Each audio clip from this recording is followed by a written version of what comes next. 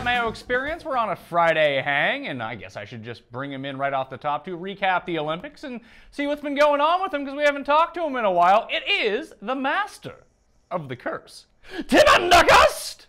Tim Andercurses. That is not my name, and there is no curse. Well, that's what I really wanted to talk to you about, because it really seems like this week has been extra cursed for you. I don't agree. Okay, so here are some of the examples that we have of the curse so far this week. We're going to be talking about the Olympics, like I mentioned, and we'll start with golf for one thing. You picked Chesson Hadley. You said, hey, what could go wrong with Chesson Hadley? And as we speak right now, he is currently 13 over par for the week. I believe he's in last, so that's not good. So sorry about that. I think he has scored fewer DraftKings points than the guys that withdrew. That's right. This is going to be the first time in the one and done I'm going to have somebody make the cut. Yeah, but you say you have all the guys making the cut every single week, and that's fine. In terms if we were playing like some sort of eliminator, where if your guys make the cut, that's worth a ton. But your guys make the cut and come like T47, which is essentially the same as missing the cut. Well, not the same, because at least you get some bucks. Oh yeah, great. Your $10,000 a week is really working. Well, it's better than zero, but this is annoying. But anyway. I mean, when I look at your overall total in the one and done, not that I'm doing particularly well either, but I'm doing far better than you, and I've had guys miss the cut. Yeah, well, I think because you had somebody come close to winning. I had a stretch there where I had 2 good weeks. I had Rahm at Phoenix, and then the week after I had somebody who did quite well as well. It's not really translating into the top of the standings, though. It's more near near the bottom. Now I'm saving some of those big players for the second and third stretch, because there's no point in me burning them now. Listen, you might just want to get some bucks so you don't finish dead last out of like 1,200 people. I'm not going to finish dead last. I mean, there are people that aren't making their picks. They're really close to you. No, they're not actually. Like, me and Feinberg were basically at the same dollar amount. Yeah, well, I mean, I have faith that Feinberg will turn it around once he figures it out a little bit. Well, I think so, too. I'm by no means a tout. Oh, yeah, I mean, I feel like people think that you're a tout, though. Well, they're allowed to think whatever they want, but this is sort of like that scene from the King's Speech where they get upset at the guy for saying, oh, you pretended you were a doctor. I was like, I never said that. I just had my name on the door. You assumed all these things. I never called myself a tout. You're a doctor. Well, yes, I am, but that was my point. Are you a doctor like that guy wasn't a doctor? Are you a doctor like that, or even a doctor like Jimmy Witchert from King of the Hill? Smashes. I'm a doctor. Anyway, I want to talk Olympics, because this is where it really comes in. You proclaimed that there was no chance that the Canadian women would lose the gold medal. You claimed there was no chance that the Canadian men in hockey would lose the gold medal. Same as the men and women in curling for Canada would not somehow blow a gold medal. All 4 of them did not win a gold medal, and going into the Canada hockey game against Germany semifinals, which was this morning as we tape this, you proclaimed that Germany was a bye. I did. I mean, all of these things are true, but I'm 10,000 miles away. I can't be held responsible for this. Well, it seems like the curse has very wide reach, at least at this point. No, I don't believe that. I mean, I would blame the players for their poor play. Don't blame me. And we also have the poor French biathlon guy who blew it, kept blowing it. It was Martin Fourcade. The very first competition he was in, he missed 3 targets in the biathlon, and he'd never missed that many before. And it was like a French national crisis that he was performing so poorly. Wait, hold on one sec. Did you pick that up after reading Le Monde? Le Figaro and Le Monde. Oh, so you read both. Do you read them in Francais, or do you get the Google Translator on the go? I tried my best to read them in French. And how does that work out? Relatively efficacious. Okay. So Fourcade, is that his name? Fourcade. Fourcade. So would he win 1 gold medal? Did he win any? I think so. I think he won 1 gold medal. And you said he would win at least 3? I thought he'd win all 4 that he was competing in. And that's not going to happen. No. So he's very Andercurses. So this is just a week of curses. Poor Fourcade guy. All the Canadian teams have just done very, very poorly. You hated Shaun White. He ended up winning. And then Chesson Hadley. So it's been horrible. We've got the Oscars coming up like in 10 days or so. Are you going to have a repeat performance from there too? No. I mean, I also didn't hate Shaun White. That is a mischaracterization. I just said he didn't have it locked up yet. And he didn't, because then another snowboarder went up and beat the number he had. Then he had to beat it on the last go. Which he did. Which he did, but I never, like, I have nothing against, I mean, Shaun White has some personal indiscretions, which, call into question whether we should be saying all that many nice things about him. But as a snowboarder, I wasn't criticizing him. Oh, see, you said he couldn't win because he's a bad guy. That's what you said. I never said Your words. Your words, sir. I never said he couldn't win. Yeah, you did. You said too old. He's an old man. Not even a real sport. And then you proclaimed that you could do the half pipe because it's 100% about momentum. Well, listen, you've seen that woman in the skiing half pipe from wherever country she claims to be, from Hungary, even though she's an American. I could do that. Yeah, you could be an embarrassment of the Olympics. I'm sure you could definitely do that. Well, I mean, that's just saying I could be an Olympian, which was my only point. And no. You said you would be good at it. No, I never said there wasn't that much skill required for it. No, so that's not what I said. I just said I could accomplish these things. Like this slope style. I feel like I wouldn't be as good as them. They're world-class athletes. You can't even do a cartwheel. I don't even think you could stand on skis. You're telling I ski every now and then. Skiing is not. When was the last time you skied? I don't know, probably 10 years ago. I do it all the time, though. You're excellent at it. I on occasion I ski. I've never snowboarded, but it's just like standing on a skateboard. How hard could that be? Have you ever stood on a skateboard? Of course. Really? Of course. I'm calling shenanigans on that. I do not believe you for a second. Okay, well, I mean, I don't know how profitable this conversation will be if you just say everything I'm saying you don't believe. It sounds like an absolute lie. You've been on a skateboard. Now, have you just stood on a skateboard, or have you tried to travel on a skateboard? I've traveled on a skateboard. I'm not terrible at, like, just going in straight lines. I can't do any of the tricks or the jumps or the flips like the kids do these days, but I can, like, go from point A to point B. When you say kids these days, are you talking about kids in the late 80s? People still use skateboards all the time. I'm sure they do, but you're making it seem like it's some sort of new trend, which it is clearly not. Well, new in sort of a geological sense. You mean new as in based on the creation of Earth? Yes. All right, so let's get your takeaways from the Olympics. Here's what I've watched of the Olympics so far. I actually tuned into the replay of that biathlon loser missing all the things because I thought it was funny. And I watched Shaun White, and I watched Canada in the last end get eliminated in curling by the U.S. That has been my total consumption of the Winter Games so far. Well, it's unfortunate because you missed some really good events. Yeah, I feel like I'm with everyone else and people who just didn't bother to tune in. Yeah, I mean, I guess I have to make some sort of tergiversation about this, and that I thought that there would be a lot more watching of the games than there was. I guess it's a factor of the time zone just doesn't line up very well, which is unfortunate. But there has been some pretty impressive accomplishments for sure. I mean, Shaun White's performance on that snowboard, you saw that.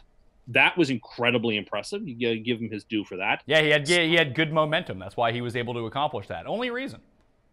No, so that was very impressive. Of course, the event where the Czechoslovakian skier won the downhill event when they didn't even show her live because they thought she had no chance of coming close to the winning number, and she managed to win. That's not a real country. Or whatever, Czech Republic. Well, was she Slovakian? I don't know. You're the one out here throwing out countries from like the 1987 Winter Games. She was Czech. She's a Czech. Okay. So that was incredibly impressive. It seems like this year, although maybe this happens every 4 years, but it seems like international audiences are really getting into curling for various reasons. I mean, because they don't see it all the time like we do. That is 100% the issue when it comes to curling, because I have a tough time watching curling, but in Canada, it's constantly on 12 months a year. They have special events just to put it on TV more. And like American audiences especially are just like, holy shit, curling? I haven't seen this in 4 years. I'll tune in, and like this is exciting. And they're doing well. They're in the men's final, so that makes that's the great shock in these Olympics for Canada is not the hockey failures, it's the curling failures. Canada, particularly the men, always win the gold. At least since Nagano, when they finished second, they dominate in curling. And the fact that they didn't even get a medal in these Olympics is quite unbelievable. And the women too. Well, they got a medal. They won gold in mixed curling. They created that event. They mixed double, so they created that event so Canada could. It's like how all the snowboarding events are really just there to give America medals. Extra curling events are there theoretically to give Canada more medals. I think the same is true. But there have been some accomplishments. I mean, the first American ever to win a medal in luge. That's impressive. Mm-hmm. Canadian won a medal in luge, I think, for the first time ever. So looks like North America is getting better at some of the sliding sports. Sliding sports are a lot of fun. And thankfully, we still have some bobsleigh still to watch. The four-man bobsleigh in particular, which is the best. of the bobsleigh luge outside of skeleton. It's the best. So there's still things to be hopeful for. Well, we saw, I mean, you mentioned this to me, that you think you would make a really good bobsledder. I don't see why I couldn't be the second or third person in the 4-man bobsleigh. I don't see what the problem would be. Well, okay, here's the thing, though. When you're in the bobsledding, part of it is starting at the gate and like sprinting till you get down to the slide part. And as we're going to show you right now, you don't have the fastest foot speed.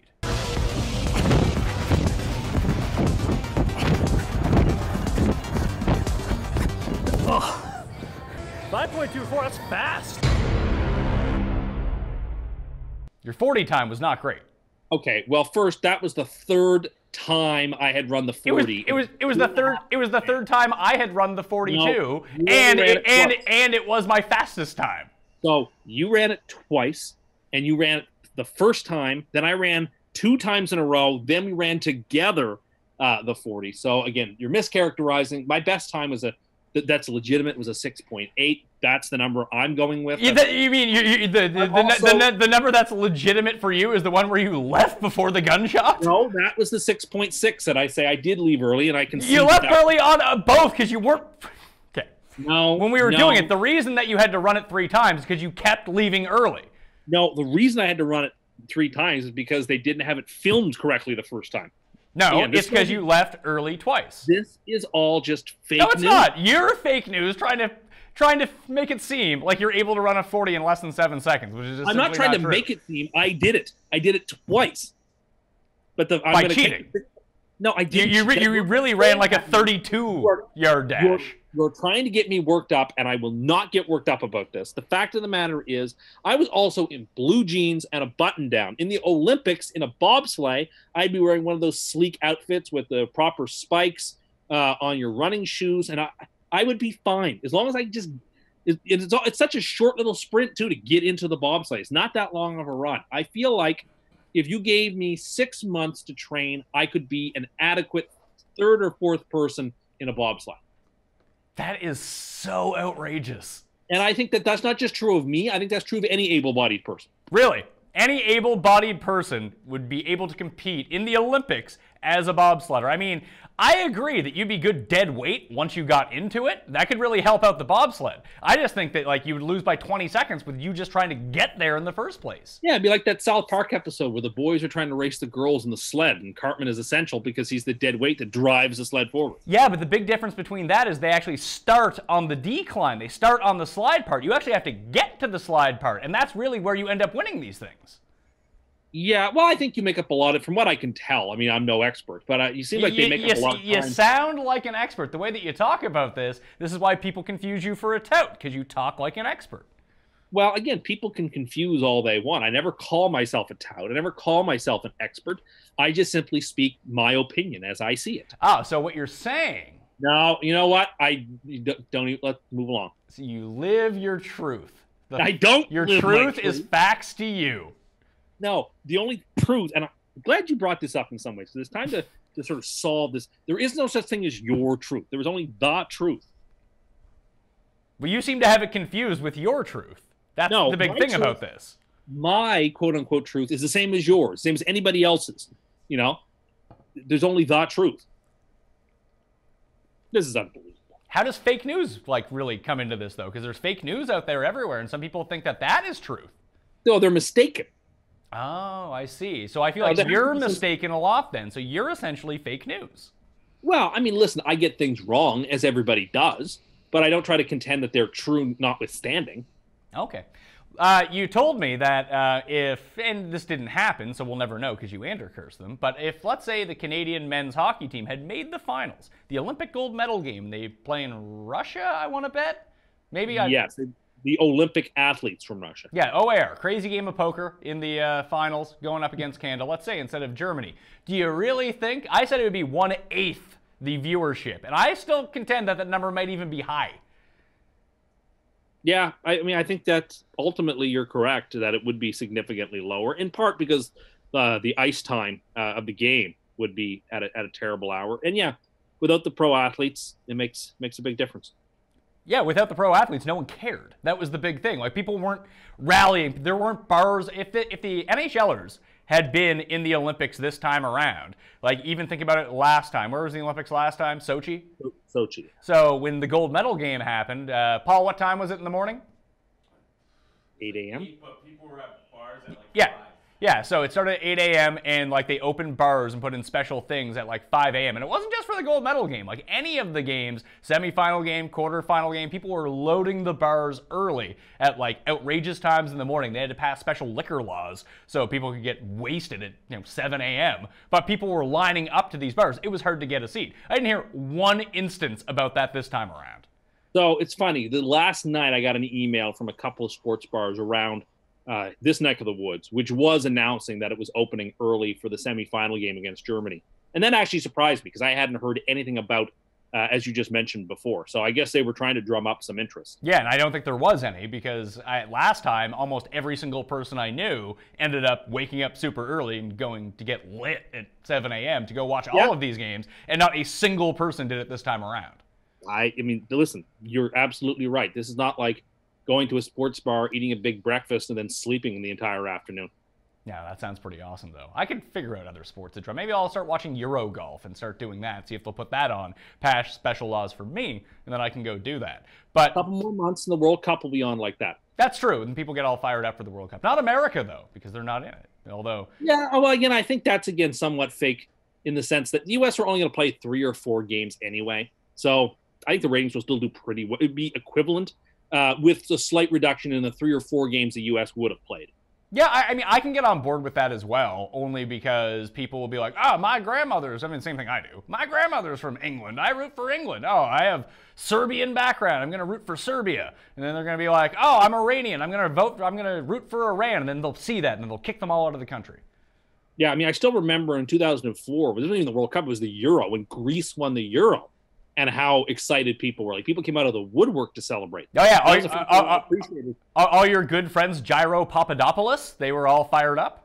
It was the first time I realized that this international soccer stuff, like, even in a country like Canada, where Canada's never really good at soccer, still has an unbelievable deep root. That's how important the global soccer is. At a place like this, after Greece wins a Euro Cup, people are going crazy.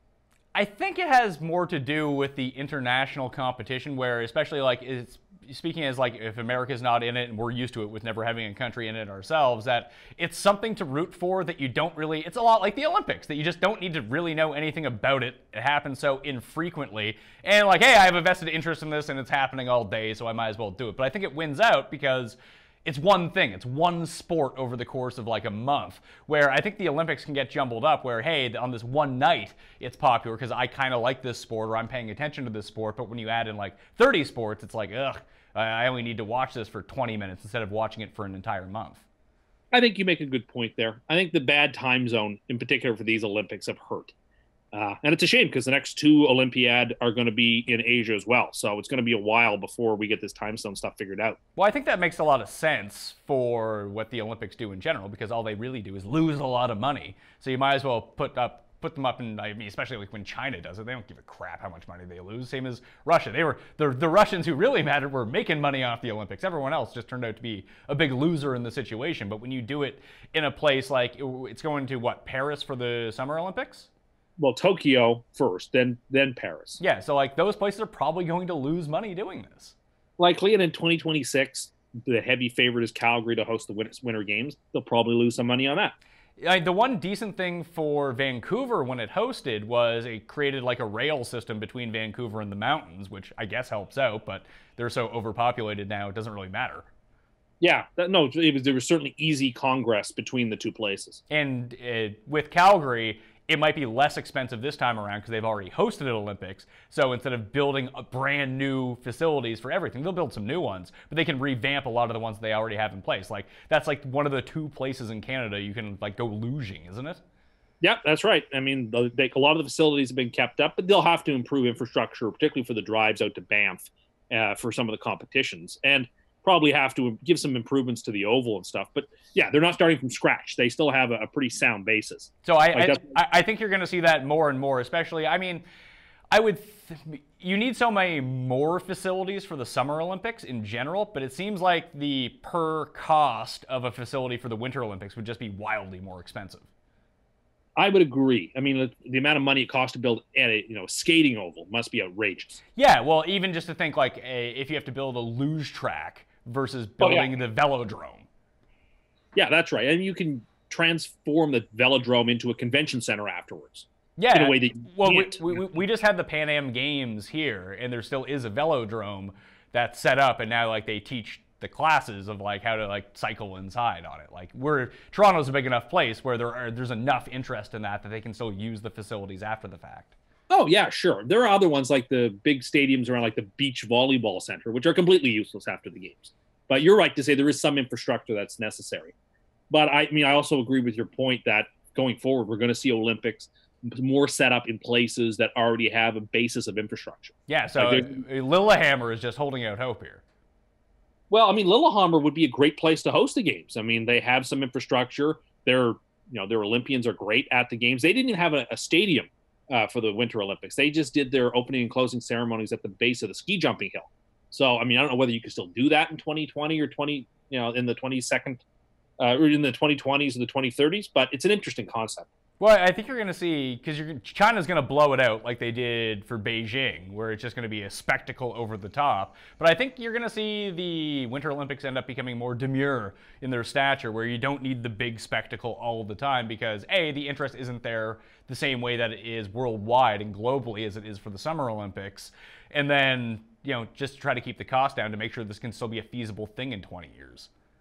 I mean, I can't disagree with anything you just said. I mean, the Winter Olympics, the IOC is struggling to find candidates to want to host the Winter Games. So I want to switch back to the hockey thing, where the main hockey interest in terms of the Olympics globally is going to be Canada, just because it's Canada and it's hockey. And if the NHLers are in it and the US is good, you can get the Americans on board too. And that's a large chunk of the viewership when we're talking about advertising dollars, especially selling it to the North American market, clearly. Sweden's going to be interested. I mean, Germany's in the final. I don't really have any idea how much Germans really care about hockey.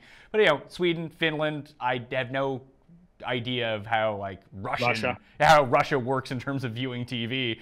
But, Finland, all the other good countries, Czech Republic, in terms of hockey, I don't know what their overall interest is. I know Canada's a bigger country, and then you look at the States, and it's 10 times as big as that. China's never going to have a good team. Japan's never going to have a good team. South Korea's never going to have a good team. So you're just filtering away a lot of the large markets for the Winter Olympics that just don't care about hockey to begin with.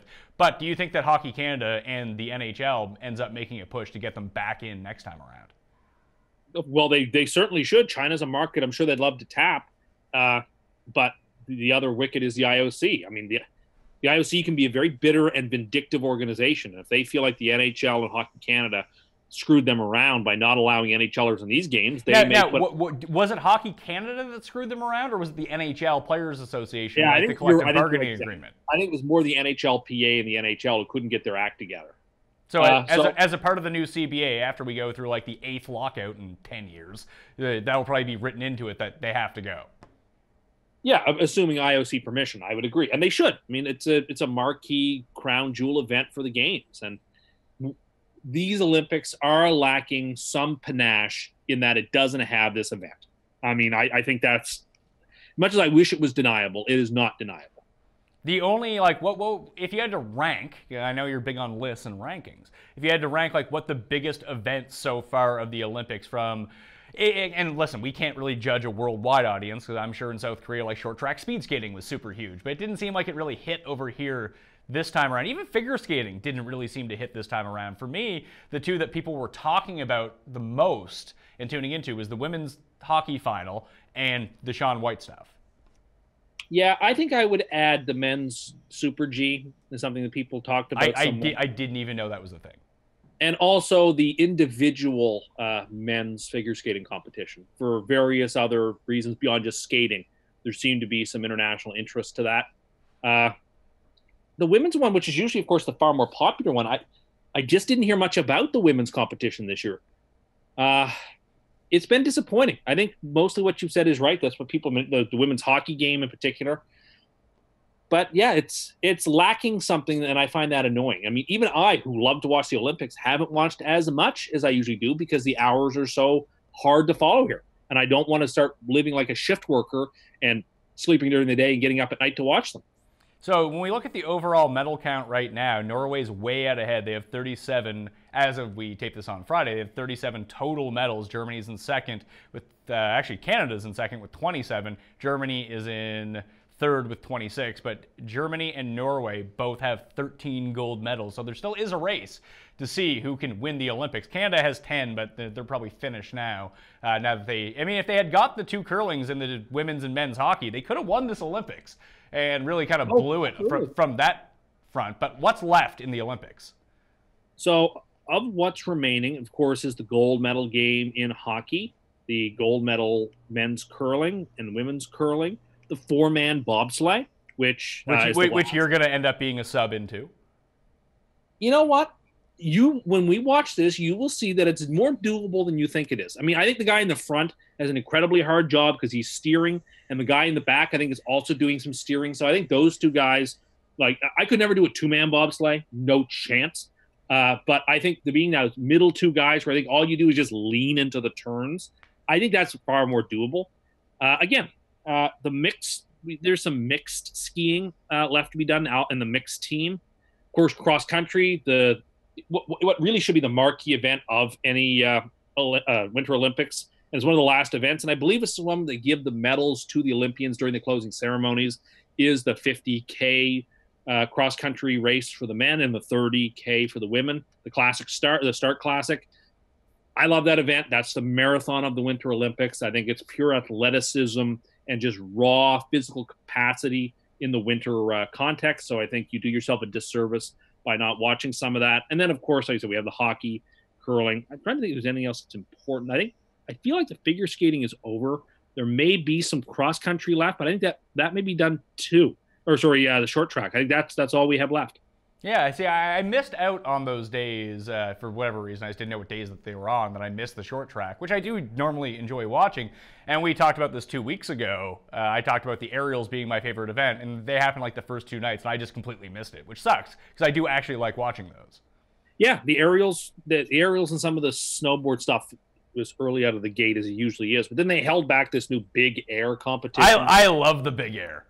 I was ambivalent about it to begin with, but the more I watched it, the more I was sort of into it. It's like, actually, this is pretty cool. I mean, I don't think this is an Olympic sport, but it was worth watching. Why don't you think it's an Olympic sport? Yeah, it's more of an X Games what's the difference? The reason that a lot of these sports are now in the Olympics is because the X Games proved that they were legitimate sports that required a high level of athleticism.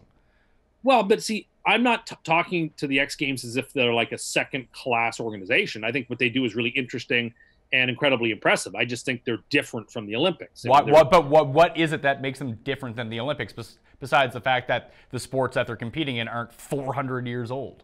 Right. Well, the Winter Olympics, most of them are not 400 years old. So then what's the problem?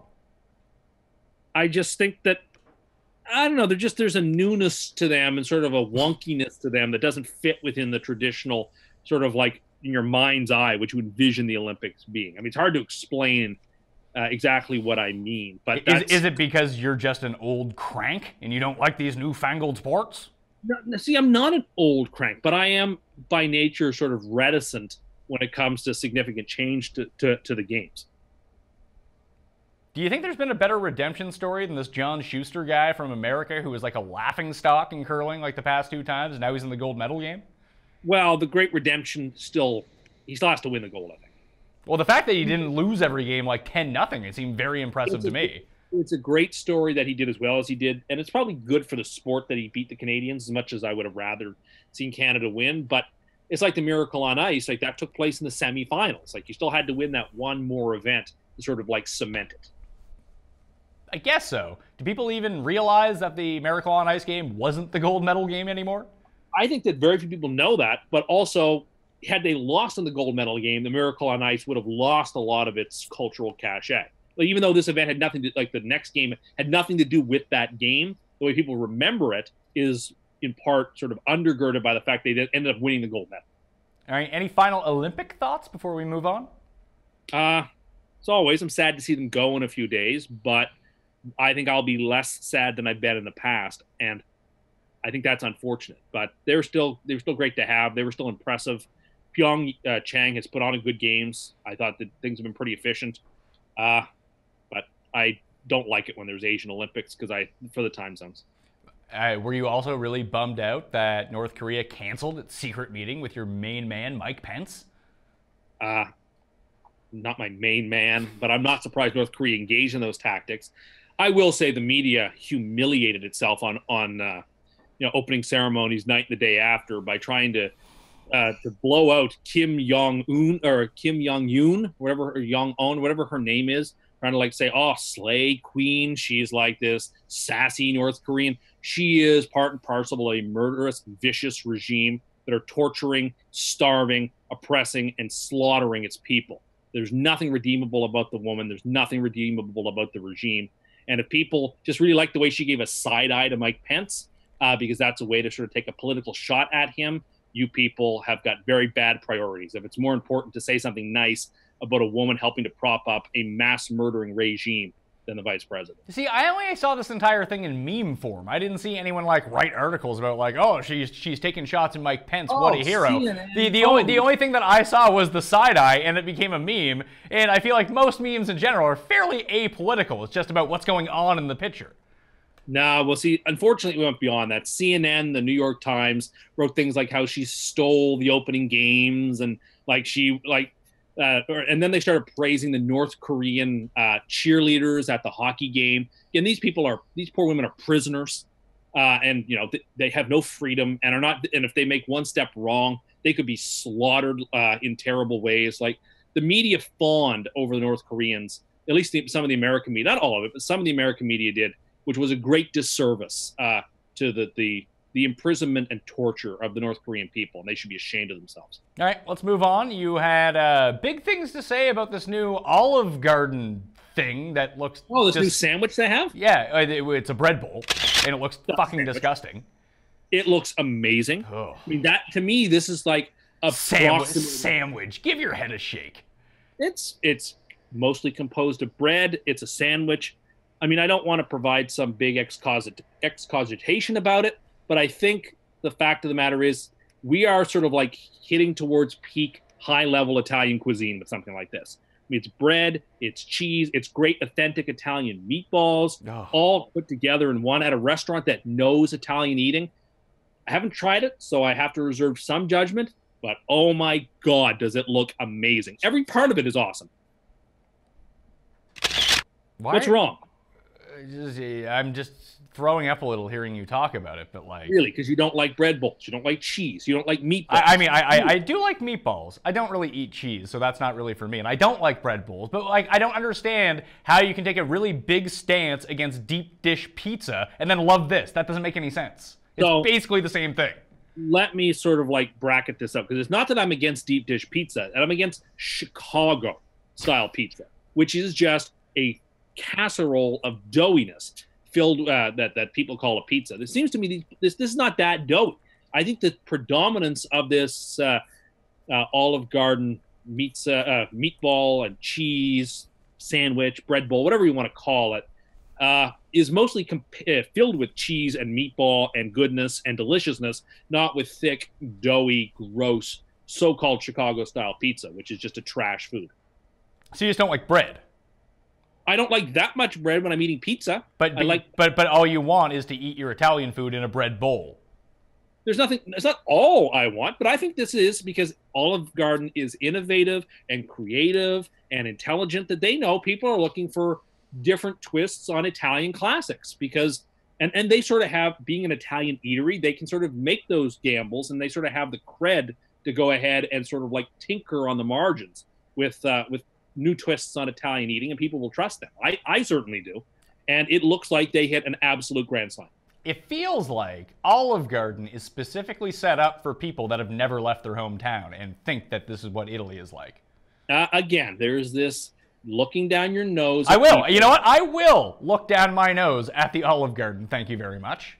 Because unless you go to Little Italy or to Italy itself, when I rank those in order, if I'm going to try to get the official Italian experience, I would rank Italy over Little Italy, but that's just me.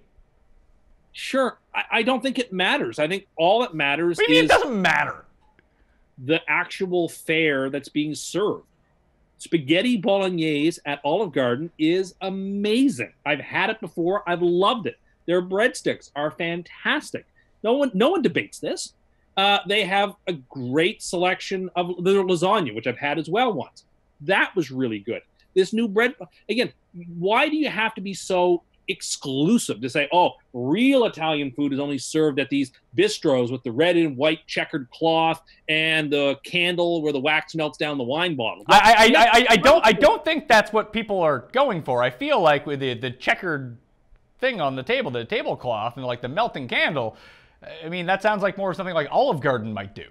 No, Olive Garden doesn't put on airs. It doesn't have pretension, because you know what? They're interested in serving people who don't have the luxury and the capacity to go to travel to Italy, who are 9 to 5 hardworking people who want to take their family or themselves or a date for some Italian food, and this is now accessible to them. You know, Olive Garden is doing a public service in bringing Italian food to the people who aren't able to simply pick up and get on their jet and fly on over to Italy to eat al fresco at some Turin cafe. Some of these people are hardworking, regular Americans, regular Canadians who don't have these luxuries. And so Olive Garden is there for them. That's their opportunity to engage in and eat some Italian food.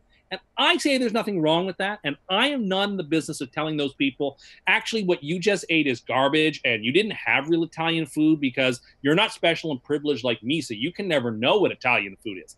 I find that kind of preening to not be helpful. And I think that, again, I think that's not good for society, for people to build up unnecessary barriers between people to say, oh, well, unless you've tried this really weird exclusive thing in some part of the world you've never been to, what could you know about Italian food? I guess I have a more democratic sensibility than that. No, you have a more socialist sensibility in this kind of thing because you're trying to make all the trash equal to everything that's good, for one. 2, do 9 to 5 jobs even exist anymore? And 3, if you take your date to Olive Garden, there's a 100% chance you're not getting laid tonight.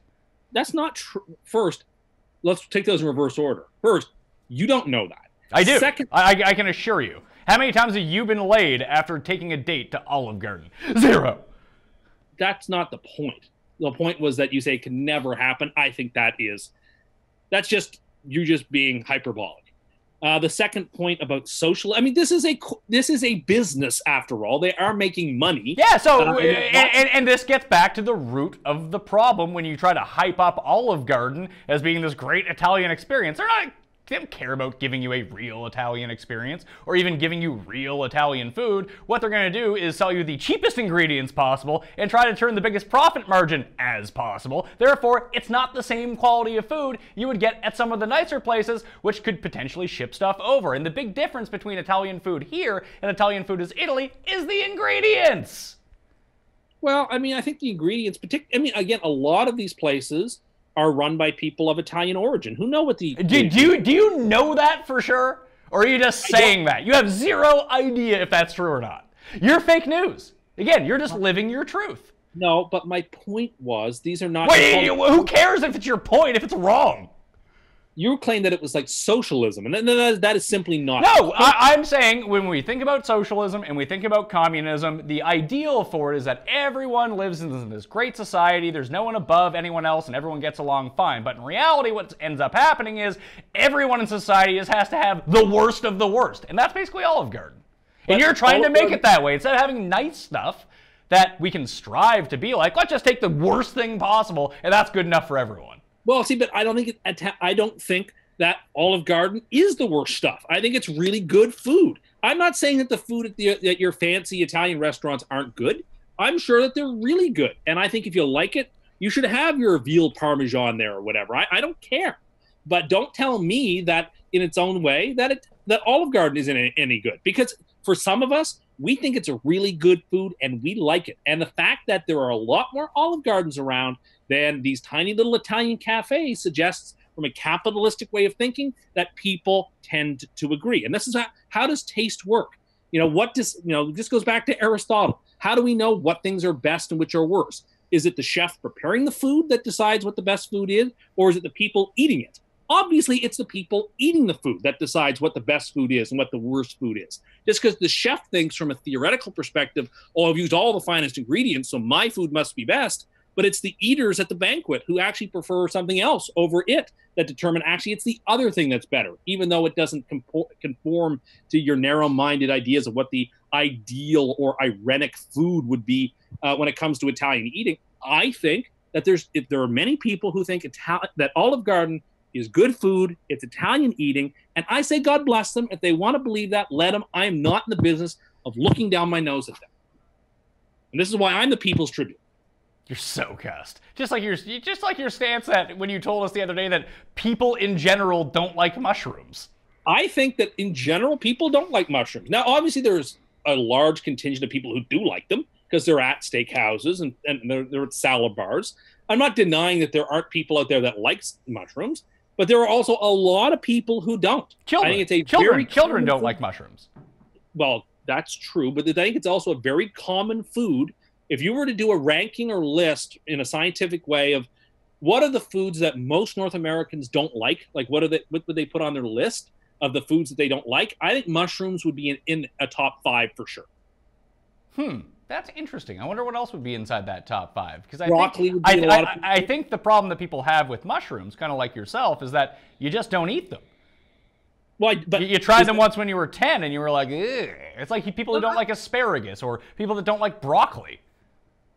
I mean, I think some of that may be correct. And there's a texture thing with mushrooms that people can't get over. But I wouldn't say they'd be in the bottom 5 of things that people just objectively don't like, because most people I know really like mushrooms. The difference with mushrooms is mushrooms aren't something you can just have by yourself. They're an add-on to something at all times. Like, I like mushrooms on pizza. I like mushrooms in a salad. I like to take the caps of the mushrooms and even put some cheese into them. That's one thing I will do with cheese. Put up a little bacon in there, put some cheese in the hollowed out center of the mushroom, put them in the oven. Boom, those are delicious. The flavor that a mushroom gives you in your mouth is your biology telling you to spit it out. See, that's how I feel about Olive Garden. I don't like mushrooms. Now, again, I have actually tried to eat like the big portobello mushrooms, and I've tried to eat the fresh ones from people's gardens or the ones they bring like in those vegetable trays of fresh veggies. I've given it a try. It's not that I'm just completely hidebound and connected to what I thought when I was 10 years old. I just don't like them, and the texture is weird, and I don't care for it. Now, there's nothing objectively bad, I shouldn't say, about them, really, because taste is subjective by its very nature. But I do think, along with things like, I don't know, like I said, broccoli would be one of them. If you were to list the most common foods that people say they don't like, I would think mushrooms would make it into the top 5. They're a very common thing that people don't like. I mean, you mentioned broccoli in there, too. I just don't understand how people... I love broccoli. I like broccoli, too. I don't understand how people don't like broccoli. No, or Brussels sprouts. I really like them. I know a lot of people who don't like Brussels sprouts. Now, do you think they don't like them because they tried them and don't like them, or they just don't like the idea of Brussels sprouts? I'm sure it's a combination. I mean, there are certainly some people who didn't like them when they were 5 or 6 and therefore permanently scarred. Maybe other people just don't like the flavor or texture of cabbage or the flavor of it when they're older. I mean, there's who can say? But that wasn't my point. Was just if you asked people today what they thought, I think that would be a common answer as well. I like Brussels sprouts a lot, so I wouldn't be one of those people. I think people like mushrooms more than you think. That's why at somewhere like Outback Steakhouse, they offer them as a side accompaniment to your steak. Oh, well, because and I know what you're trying to lead me into, and you've successfully done it, is that mushrooms have become sort of like a champion food for the hipster millennial generation. What are you talking about? The ones who are trying to encourage us to get rid of meat because meat is bad for the environment. Those aren't hipster millennials. Those are vegetarians and vegans, Tim. And they make up a very tiny portion of the population. And that's not even what you're saying. You now have to translate your argument into that because your first argument is just completely off base. So now you have to use a really esoteric example of people who want to eat portobello mushrooms instead of having red meat steaks, which I'm not for. But I think that now that you've devolved your argument into that, you're way off base here. There's a significantly larger percentage of the population who are millennials, who are either virulently anti-meat or are actively trying to do things to dissuade people from consuming so much meat. compared to other generations. And one of the replacements that they constantly proffer are these big portobello mushrooms in a hamburger instead of a hamburger, stuff like that. And I just find that to be just absolutely annoying because it's just politics. They don't like the idea of you eating meat. They don't think that people think mushrooms are tastier. No one with their right mind would think that. But it would be better for the environment, or it would be better for God knows because it's unethical or whatever reason that you should try to eat less meat and replace it with mushrooms. And mushrooms have just become, along with, any number of things we can talk, like quinoa or, I like quinoa. There's nothing wrong with quinoa in a vacuum. Like, it's okay. I don't love it. It's in a vacuum. It's okay. But it's now sort of imbued and shot through with these political implications. What political implications? This is so ridiculous. That food. Do you know what quinoa is good for? If you're looking for something to substitute, let's say, potatoes out of your diet, and rice isn't for you, quinoa is good because although it has the same amount of caloric intake, it also has more protein in it than long grain brown rice. So people that like to work out and stay fit, eat quinoa. That's why. I don't disagree. Because you're not concerned about being fit, then you don't like quinoa. No, and that's your politics on it. It's oppressive that people are walking around trying to stay fit.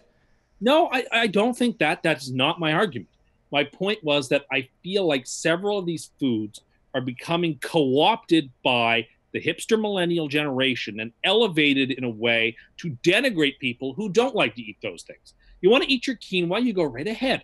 Have at it. But then don't eat it and look down your nose. And like the millennial generation love to look down their nose at people. Are you eating mashed potatoes? Wow. Or do you live in a cave?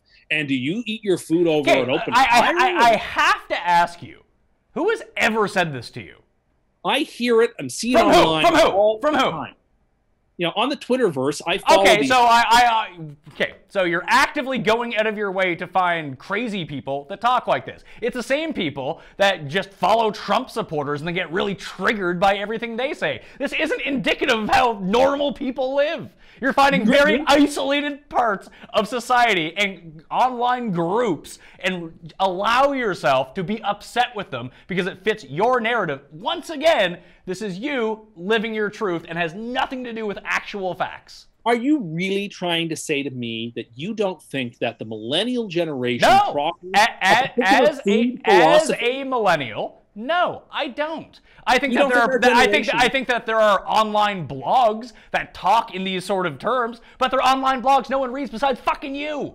You don't think that our generation pushes forward a particular type of food philosophy that is... No, I don't. I don't understand how you have had this twisted in your mind that this is happening. You know everyone in this age group. Everyone you know is in this age group. Not a single person you know has ever said anything remotely close to this. Well, because anecdote of my own experience is not evidence. I see beyond just... You go and actively search out in fringe parts of the internet where this stuff happens, and then you say, this is what people are doing. Not what I actually encounter in day-to-day life. Now, there's stuff on the internet that I've actually had no real-life experience with, really? Or could just be fake news for all you know, and that is going to be indicative of what you think. So, like, the multiplicity of craft breweries that we have seen in the last 5 to 7 years, like the absolute explosion of them, has nothing to do with a millennial sense of, oh, I wouldn't drink Coors Light like some pleb. I have to have, raspberry wheat ale, or... Of course, that's a part of millennial culture. No, it's not. Do you know why more microbreweries have sprung up over the past 15 years? People in our age group want to drink weird. It's not just people in our age. It's like you're saying that the only people that drink craft beer are people under 30, which is unequivocally not true. The reason that these things have sprung up over the years is because it became incredibly cheaper to make beer. People could do it and start their own businesses on their own. And then they popped up, they make a good beer that someone likes, and boom, people are in. So that part is true. I would agree with that.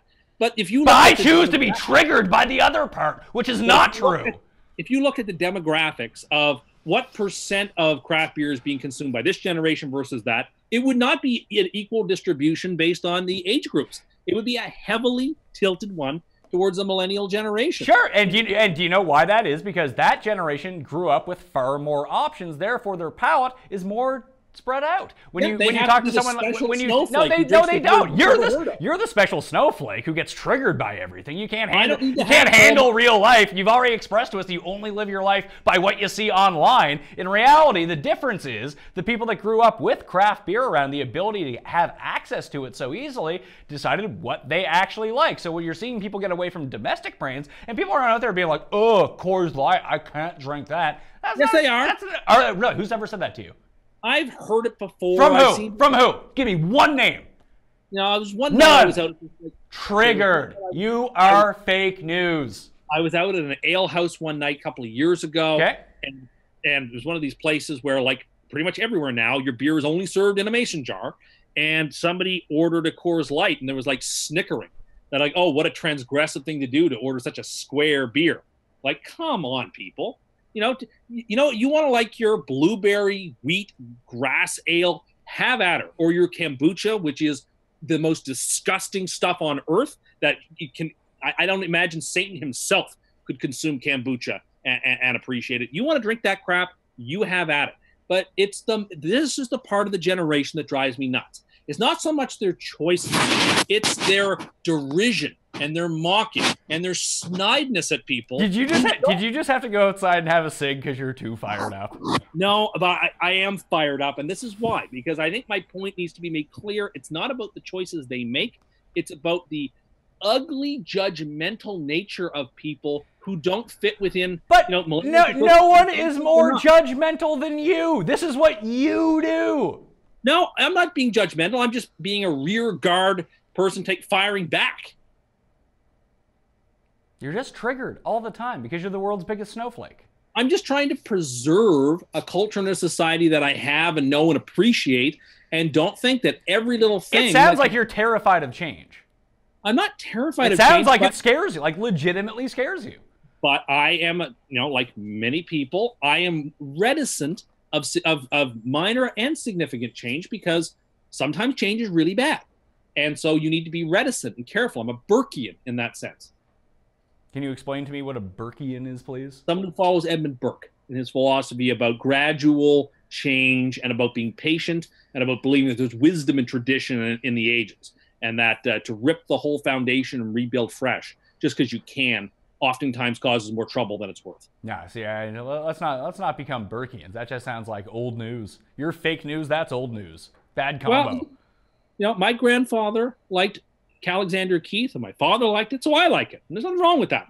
Listen, my dad only drinks Olin's, which is a Nova Scotian beer, because that's what he's been drinking since he was like 14 or whatever. Because people on the East Coast, I like that it's called Olin Export, even though it can't be exported anywhere. That's true. But I mean, he started drinking that at a young age, and that was just the beer that he ended up sticking with. But at the time, when he was doing that like 30 years ago, there was what? Like even larger brands like Bud and Coors Light to where we weren't even there yet. So you get stuck on the one thing, and that's just what you do. It becomes routine. In today's day and age, the explosion of craft beer is people weren't pegged down into one thing that they have to like, so they went and tried a whole bunch of things and decided that, hey, I like this craft beer more than I do like Coors Light. Or they decided I like Coors Light more than I like this craft beer, and then they made their choice. The market overflowed with options, and now we're seeing the consequences of that, and I have no problem with it. You have decided, however, to be triggered by the entire thing.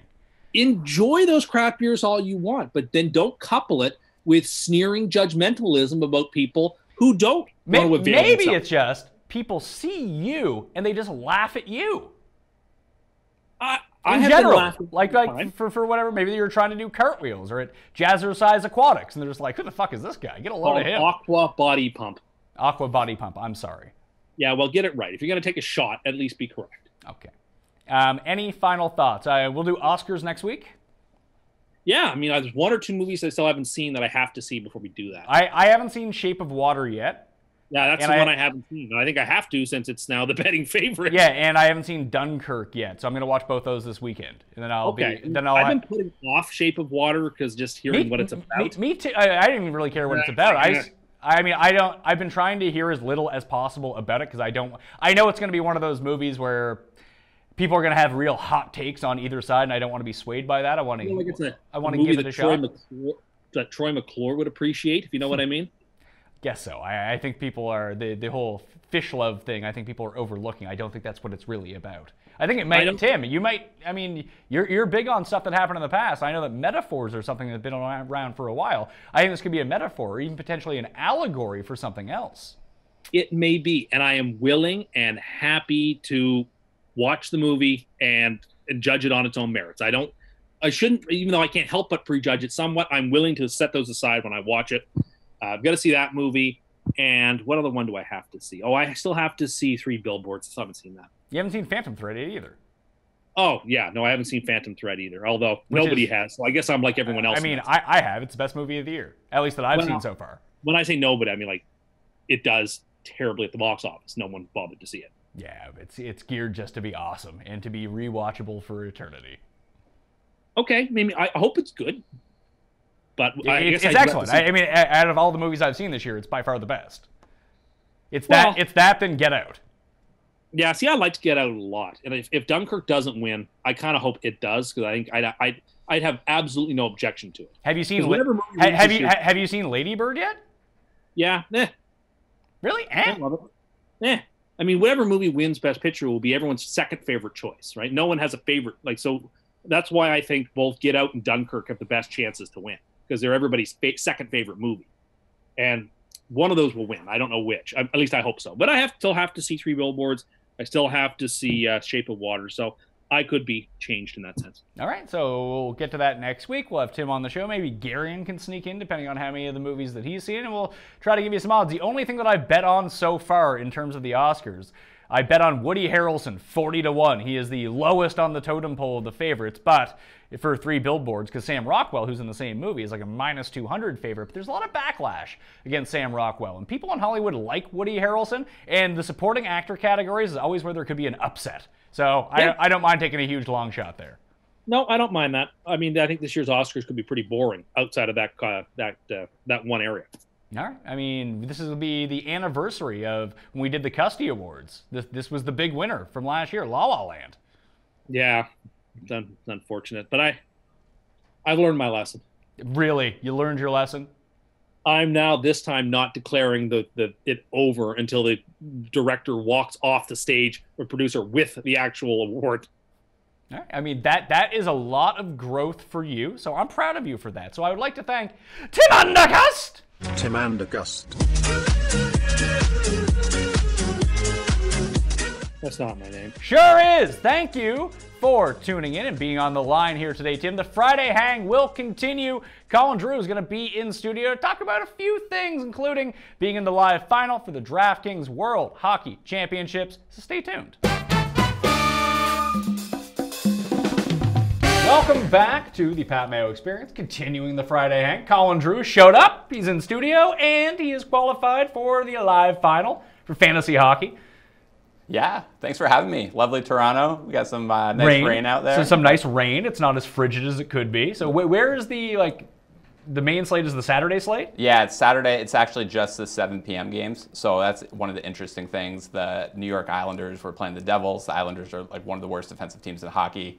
And they just moved the game time back to 8 p.m. So it's off everyone the slate? was like ready to load up on New Jersey, and now it's off the slate, and it's like start from scratch. Is that better or worse, do you think? I think it's probably better. Just like I probably wasn't going to play them because I thought they'd be too high owned, but then like you just sitting there like fading the best spot. So now everyone I think has to think a little bit harder about putting their teams together. So how did you end up qualifying for this?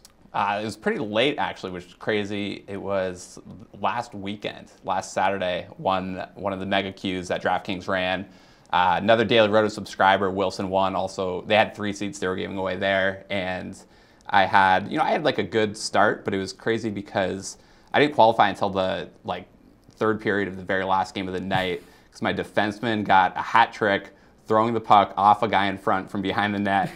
And that like vaulted me ahead of 2 people into the final seat. So it was pretty crazy. It was nuts. So what are the total stakes in this? Like what's first prize? Yeah, so there's 40 people, 100,000 to first. There's 400,000 total of prizes. I think the top 5 might get like 10K plus. That's kind of like the threshold where like it is pretty interesting. And I think does everyone get paid? Like last place is $4,000, which is awesome too. Yeah, but $4,000. The difference between like $4,000 and the guy who finishes like 6th might only be like $3,000, but the difference between the guy who finishes like 6th and 1st obviously is huge. So a lot of money up top. Are there a lot of people who have multiple entries? Yeah, there's a few people. I think Boggs Light is a guy people might know who like follow DFS hockey. I think he's got 3 entries. There's a few other guys who have either 2 or 3 entries. So those guys are definitely the favorites. And then I'd probably like 30 or so, 25 or 30 or so people only have 1 entry, is my guess. So like, how would you, I mean, you only have the 1 entry. Do you play it like it's almost like a cash game? Because I remember Al telling me this one time. He had 2 in like the World Football Finals.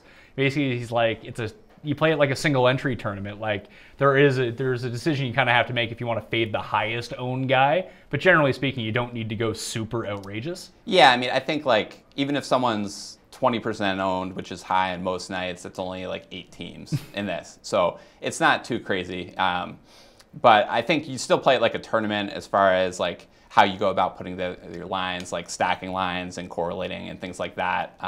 So I'm still gonna do that. Like, so a cash game, I wouldn't usually stack, but in a tournament, I definitely want to stack. So I'll still stack in this. But I think the other thing with the live finals that you don't know that you hear about from a lot of people is like, it's hard to know what the ownership's going to be, and like the last thing you want to do is put together a team, like fade all your best plays, and then they're low owned, and you're like, oh, I should have just played the guys I liked. Yeah, so that's what I was thinking about, almost from like a cash game mentality, would be like, just screw it. Like, these are my 8 favorite plays. I'm just going to play these 8 guys. Yeah. Like, don't really try to game theory yourself out of anything. Yeah, unless like a bunch of guys are liquored up tonight and they give away, they might. I'm not going to ask you to give away your picks just yet, but how much have you looked at this slate so far and really trying to dig in? Because I would think it's one of those things where you can obsess over it, but I feel like whenever I do that, even with anything, the more and more I think about it, it gets to a point where I've now overthought it. Yeah, and I'm trying to approach it like normal week. Normal week, I wouldn't look at it till tomorrow.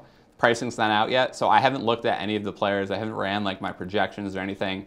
I looked at the games just to like be like, oh, New Jersey versus the Isles, like that's going to be but now it's not there. But so I looked at all the games, but I haven't like run any like projections or anything. Try not to fall in love with someone and then find out that they're like too expensive, and so I'm sure I'll overthink it as soon as the pricing comes out, though.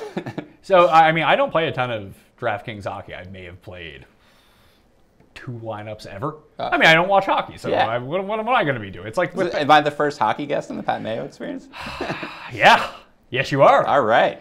But like, where do you start building these teams? Like, do you start at goalie, or do you start with like the best value on the slate, get them in, then work around and be like, oh, I can combine those with these guys on their line, or this is a game stack I now want to be a part of because this value is opened up? Yeah, I usually start with the line stacks. So like people do it different ways. Some guys will stack like 3 forwards on a power play unit. Some will do 3 forwards who play even strength together. Some just like to do 2 forward stacks. But I'll start with like the stacks and try to figure out. Usually there's like an expensive one that is some of the best players or whatever that are playing that night, and then there's like a cheaper one, and I'll try to figure out which stacks I want, and then from there I'll fit the goalie and the defense into that. Is usually how I think about it. A lot of times, like candidly, I just play the goalie with one of my stacks. I figure if my stack's going to score 2 or 3 goals, then they're going to win the game. So. Yeah. That actually makes a lot of intuitive sense. It's like stacking. I mean, I don't play a ton of baseball either, but like, do people stack their pitcher with like whatever their big stack is, or do they go somewhere else? I don't know. I think sometimes they do. I don't play a ton of baseball. I think sometimes they do. I guess the only thing in baseball sometimes is like they try to line up like ace versus ace and like scrub pitcher versus scrub pitcher. So if you're playing a stack because they're facing a scrub pitcher, like your team might be starting a scrub pitcher. So I don't know if they do that. I'd say that would make a lot. You wouldn't have a ton of money left over on the salary cap, I guess, to Yeah. get the ace of that team if need be. But there's a lot of similarities, I think, between baseball and hockey as far as like the variance and, like guys don't score goals every night. Guys don't hit homers every night. So there's a lot, even the best team in the best spot can put up a 0. Is there like a baseline for hockey that you would look at? Like, I'm not even sure what all the stats are. Like, are shots on goal? Or is that a counting stat that happens? Yeah. So like, take Ovechkin? Yeah, like the main shots, shots on goal, block shots, goals, assists are the main stats for the forwards and defense. And then for goalies, it's if they get the win, the saves, the shutout, all that kind of stuff. So shots are pretty consistent. Like Ovi's always going to have, 5+ shots in a game. It's just a question of if he scores. So yeah, a lot of times you're trying to target the guys, the shooters in the lines that shoot the puck a lot because there's a little bit more consistency there. So when you've looked at the slate so far on Saturday, how many games are on the slate? I think it was 7, so it might be 6. 6 now, which is pretty small. So was that Devils Islanders game like the outlier projected high scoring game, or are there other ones too? It was definitely like Taylor Hall's the Devils' best forward. He was definitely going to be the most popular play on the board. And the Devils aren't great defensively either, and the Isles are one of the higher scoring teams. So I could see some people were going to game stack that. Some were just going to play the Isles with the Isles goalies. Some were just going to play the Devils. So, I mean, there was probably going to be like 50% ownership in that game collectively. So, I mean, I guess it's going to happen now instead of getting pushed back Saturday, because they would have either had to take it off the slate after the pricing was already out, or I don't know what they would have done. Yeah, it would have been odd, especially with a live final going on at the same time. So what benefits come with the live final? Like, I assume they pay for your flight and hotel. Yeah, so it's some cash and then pay for the flight, the hotel. We're staying at the Saint Germain downtown. Went to the Leafs game last night. They played the Isles. The Leafs won 4-3 in a shootout, so that was pretty sweet. It was pretty funny that like 5 minutes before lock, the Maple Leafs beat writer, one of them, tweeted out that their line combinations are changing. So everyone in the suite has stacked that game, because it's all pretty good DFS players. It's the highest scoring game. And you're there. And we're there, so you got to get the live game stack in and hope you win a GPP while you're there. And the lines change, and so everyone's staring at their phone trying to fix things. Bad Wi-Fi in the ACC. As this Hall of Famer is coming through to try to shake hands, everyone's just ignoring him. Who was it? Sittler. All right, Daryl Sittler? Yeah. He's 90 now? Yeah, so he was like, oh, everyone's texting, I see. And we're like, hey, buddy. Because the live final for baseball was up here last year, the year before. I remember going to the suite for the Jays game, and that's basically what everyone was doing. Whoever played GPPs that night just stacked that Jays game. Yeah, you figure it's a free game, so even if you break the GPP entry, it's paid for itself. So what's a reasonable expectation for you in this? Obviously, you want to win, and I'll be rooting for you, but it's going to be tough. You got to beat good players, and you got to beat 39 others. Yeah, it's good players. It's good players with multiple entries. How would that change it for you if you had 2 entries as opposed to 1? I just wouldn't overlap any players. Any whatsoever? Maybe a defenseman or something, but as far as the stacks, I'd just play 4 unique stacks, just because chances are you're not gonna make it to every one of these, right? So you're trying to diversify, and if one guy has a hat trick, it just increases your chances of hitting on that guy who goes off that one night, and that might be all you need in a 40-man field. So I would probably not overlap anything unless there's a super mispriced defenseman. And I don't know what these other guys will do though. They might stack the same team and just do it with different forwards, or or power play versus even strength. So it'll be interesting. Do you play a lot of qualifiers in general?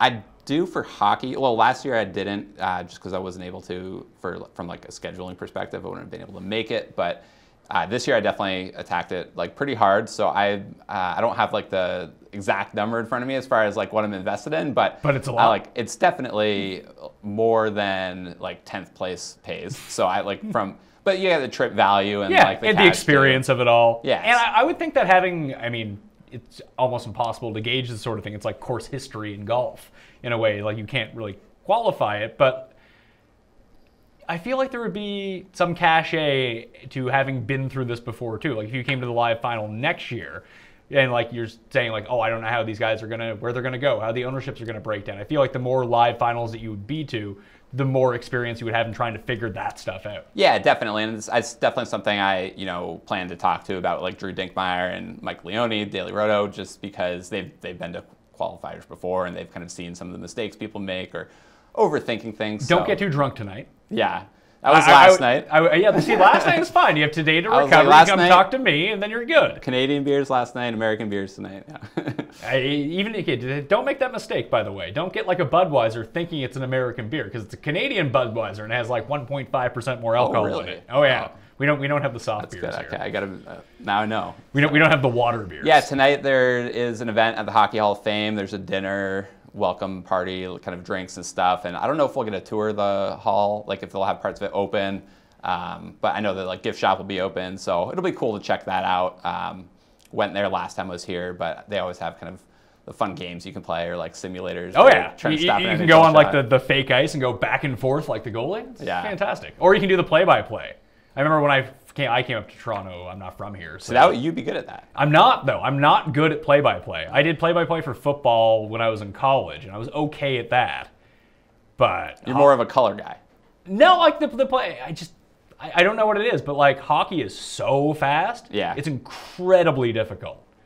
Yeah, Where especially football will stop and start. especially if you don't know like the players, right? So you're just At the number time, 20. I did. In fairness, Okay. I grew up playing hockey and being a hockey fan. It's just once you live in this country for so long and it's not your favorite sport, it really grinds you down. Yeah. Well, I mean, have you turned on SportsCenter since you've been here? No. All right, just hockey. That's it. You're not We gonna- don't even get hockey on SportsCenter in the States now. So. Yeah, it's like we don't get college basketball. We might get a game. We might not get potentially. college basketball soon. Yeah, that's probably true too. So any final things you want to tell us about the live final? Anything like that? No, I mean, it should be, like, so far DraftKings has put on a great event. I think the final tomorrow is at Real Sports. I don't know if you've been there before. Oh yeah, Real Sports is fun. You'll be able to see every game on the, like they have, I think it's the biggest sports bar in North America. Oh, wow. It's huge. Good food too. It's pricey. So it's a nice place to go. And if Yeah. they're renting it out, then you know it's going to be top notch. That's where they had the baseball one as well. But there's, Paul, how many screens are there? Like 300? Oh, it's insane. You know, Yeah. and they have one that's like giant, and they have all the other screens around it. So you'll be able to see every hockey game from any angle that you want, and you'll have all the other sports on at the same time too. Yeah, so that'll be crazy because, like, for hockey, a lot of times, like, the end of the game, they pull the goalie, right, and guys are shooting at the open net. So all the games are going on at the same time. So every team's going to, probably have a goalie pulled. And have like the big And it's just bounce gonna up be and massive down. swings up and down. So that'll be intense. Empty net goal, winning or losing someone $100,000 probably. Also, don't get too drunk while you're there, because it'll be super easy with the free drinks. But you don't want to get yourself confused thinking that you've won when all this nonsense goes down. They'll be like, I won! And like celebrate for an hour and be like, oh no, I lost. Yeah, you also don't want to be the guy who, like, if you do win, is up there like stumbling around stage with the check. And No, you can be that guy. As long as you win the check, it doesn't matter which guy you are. All right, Colin Drew, plug Twitter, plug your pod. Yeah, you can follow me on Twitter at DrewB417. All my projections for hockey, top line stacks, and everything is available at dailyroto.com. So definitely go over there, check it out. If you're competing against me, go over there, check it out. You might be able to get a good idea who I'm going to be playing. No, you don't want to let them. I'm doing the podcast tomorrow. Are you doing that though? Like, are you seeing who's in this tournament? Like, are there a lot of people that have projections out who are qualified in this, and are you going to go look at them? So I won't look at anyone else's projections, but we did look at how they like put together their rosters, like how they won. So You should go look at their projections. Be like, hey, here's who these guys are taking. Yeah. So to me it was more like some of the guys play a ton, right? Really high volume, and some of the guys won on 2 entries. And so there's a difference there, and as far as how they put together the team. So I definitely looked at that a little bit just to figure out, like, the only thing I want to make sure I avoid is playing like the exact same line stacks as someone else. So you have like basically the same team. I don't want that. But wouldn't it be difficult to have a unique line stack and only a 6-game slate? It gets more difficult as they remove the games. So hopefully no more games get changed. But like, you could probably double up on a line stack with 1 or 2 people and just differentiate your team elsewhere, couldn't you? Yeah, I think ideally you'd hope like it doesn't matter if you overlap on one line, but like overlapping on both lines would be not great. No, that would be not great, Bob. Yeah, because then it's just like defense and goalie. And Are defense like useless on DraftKings? oh, the defense won me. I know, I got that, but like, are they? I would assume they're like almost impossible to project. You get the guys that are on the power play, but they're probably super expensive. Yeah, I mean that's the thing is like you definitely want a guy on the power play because they're the most likely to score. Some of the guys play 25 to 30 minutes, so like the best forwards may only play 18 minutes in a game, but the best defense might play 30. So like they block shots and take shots, so they kind of have like a little bit of a stable floor, but they don't score as often, and like ultimately in a tournament, that's what you're going to need. So it's a little tough. All right. Goalies are the toughest. I would imagine so. It's just so tilting. All right, that'll do it on the Friday Hang on the Pat Mayo Experience. I'm Pat Mayo. You can follow me on Twitter, Instagram, and Facebook at, get this, the PME. Pat Mayo Experience makes a lot of sense. Download the podcast wherever podcasts are available, uncut, uncensored, on demand, and free. As always, DraftKings YouTube page and DK Live for the video versions. Thanks for hanging. I'm Pat Mayo. I'll see you next time.